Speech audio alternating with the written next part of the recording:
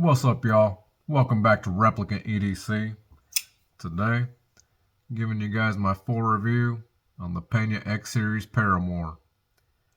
Now, when this knife was first introduced, I wasn't too big of a fan of the design. When I first saw this design, I liked the blade shape on it, but for whatever reason, the handle design just didn't do anything for me. So I was gonna pass up on this Paramour, but and then reviews started coming out on YouTube. Everybody was raving about it, and then Peña put on his Instagram that they weren't gonna be doing any more drops of these. He said that if you wanted one, you had to go ahead and jump on it because there wasn't gonna be any more drops. So that's when I decided to go ahead and pick one up. I figured that if I didn't like it, I could go ahead and sell it later. But once I got this knife in hand, I was completely blown away. The version I got the black micarta inlays. So you got 3 micarta inlays on the front, 3 micarta inlays on the back, and the titanium is bead blast. One thing that I love about this knife is the soft titanium feel that it has. It's very velvety feeling. It's like the Chris Reeve soft titanium feel, and I love that feeling.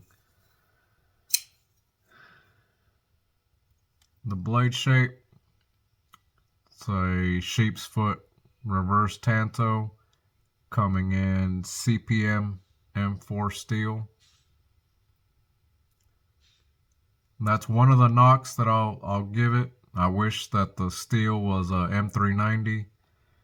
With the M4, I'm not sure if I'll have rust issues, like if I carry it during the summer. I don't know if the blade is going to end up rusting on me. So I'll eventually try that out during the summer.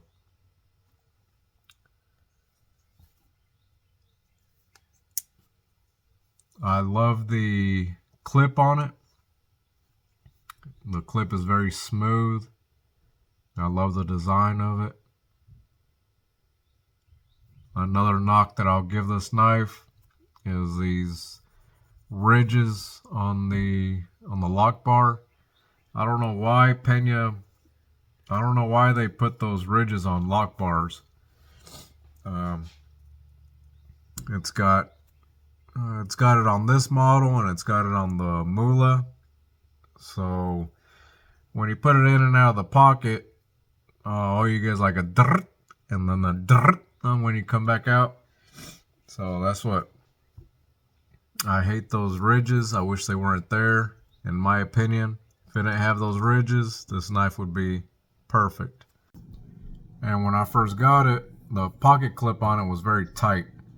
So what I did was I put layers of cardboard underneath the pocket clip, and I kept the cardboard in there overnight.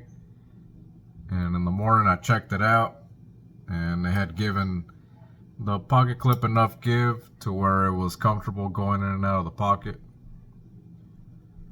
But I really love this pocket clip. I just wish those ridges, they would do away with the ridges.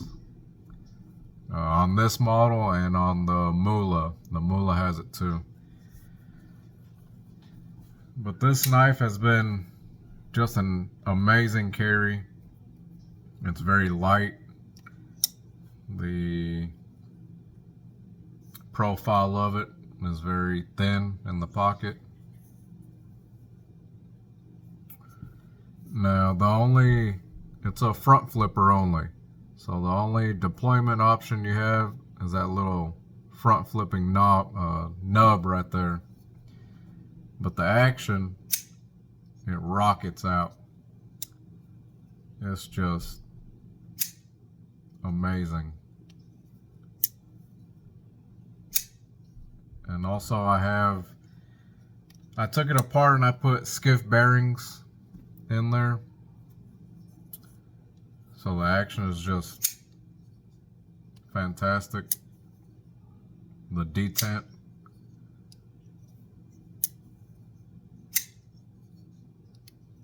It's just awesome. And in hand, this knife, it melts in your hand between the softness, velvety feel of the titanium and the chamfered edges all around the scales. And you don't feel the pocket clip in your hand either. But it feels awesome. It feels phenomenal in your hand.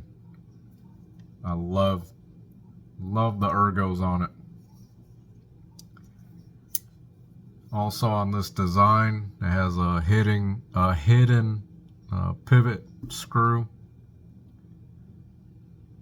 So you can barely make out that pivot screw right there. So it gives it a nice flush, smooth look on the show side scale.